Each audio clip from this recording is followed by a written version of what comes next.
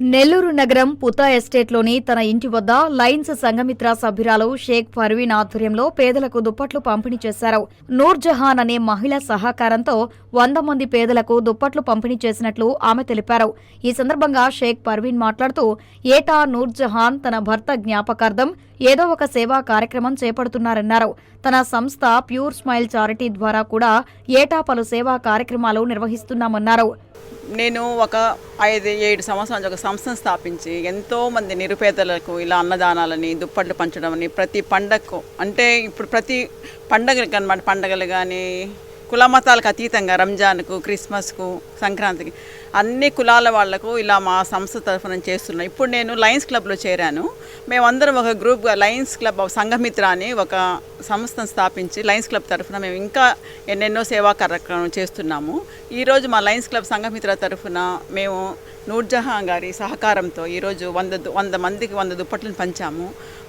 మేము ఎప్పుడు కూడా ఈవిడ ప్రతి సంవత్సరం వాళ్ళ ఆయన జ్ఞాపకార్థం ఏదో ఒక కార్యక్రమాలు చేస్తూ ఉంటారు. దుప్పట్లు పంచడం కానీ, సరుకులు పంచడం కానీ, లేదంటే అన్నదానాలు కానీ ఏదో ఒకటి చేస్తూ ఉంటారు.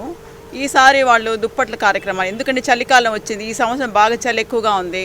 ప్రతి ముసలి వాళ్ళకు కూడా ఇలా దుప్పట్లు ఇస్తే బాగుంటుందని నన్ను అడిగారనమాట. మేడం ఏం చేద్దామమ్మా ఈసారి అంటే నేను దుప్పట్లు పంచుతామన్నాను. వాళ్ళు నా సంస్థ స్థాపించి 7 సంవత్సరాలు అయింది. 7 సంవత్సరాల నుంచి నా సంస్థ తరఫున ఎన్నో సేవా కార్యక్రమాలు చేస్తూ ఉన్నారు. వాళ్ళు కానీ వాళ్ళ బంధువులు కానీ అందరూ. నేను ఎన్నెన్నో సేవా కార్యక్రమాలు చేసి ఇంకా ఎంతోమంది పేదలను ఆదుకోవాలని, ఇలాంటి వాళ్ళు నాకు సహాయ సహకారాలు అందించాలని, మా లయన్స్ క్లబ్ తరఫున ఇంకా ఎన్నో సేవా కార్యక్రమం చేయాలని నేను మనస్ఫూర్తిగా భగవంతుని ప్రార్థిస్తున్నాను.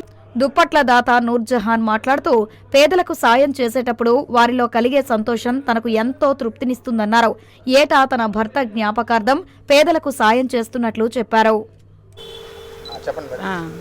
మా వారి జ్ఞాపకార్థంగా డిసెంబర్ 26 ఆయన స్వర్గవాసులయ్యారు. తర్వాత ప్రతి సంవత్సరం కూడా ఆయన జ్ఞాపకార్థంగా ఏదో ఒకటి ఇస్తూ ఉంటాము. ఈసారి పర్వీన్ గారిని అడిగితే ఆమె వాళ్ళని నేను ఇక్కడికి పిలిపిస్తాను, ఎప్పుడు వాళ్ళ దగ్గరికి పోయి నేను ఇస్తూ ఉంటాను, ఈసారి వాళ్ళని పిలిచి మీరందరూ చూస్తారు కదా ఎవరు వాళ్ళని తెలుస్తుంది అని చెప్పారు అనమాట. సరే అని చెప్పి అట్లాగే ఆమెకు చెప్పాము. అందరినీ పిలిచారు. చాలా సంతోషం వేసింది నాకు. ఆ పేదవాళ్ళ మధ్య వాళ్ళ యొక్క ఇస్తున్నప్పుడు వాళ్ళ యొక్క ముఖంలో కనబడే ఆ తృప్తి, ఆ సాటిస్ఫాక్షన్ నాకు కూడా ఎంతో తృప్తి కలిగించింది. మీరు చేసేందుకు పర్వీన్ గారికి నేను ధన్యవాదాలు చెప్పుకుంటున్నాను. ఇప్పుడు ఆమె ఏ అడిగినా కాదనరు, ఏదో ఒకటి చేస్తూ ఉంటారనమాట. భగవంతుడు ఆమెకి వాళ్ళ ఫ్యామిలీకి అందరికి కూడా ఆరోగ్య ఐశ్వర్యాలు అందించాలని భగవంతుని కోరుతున్నాను.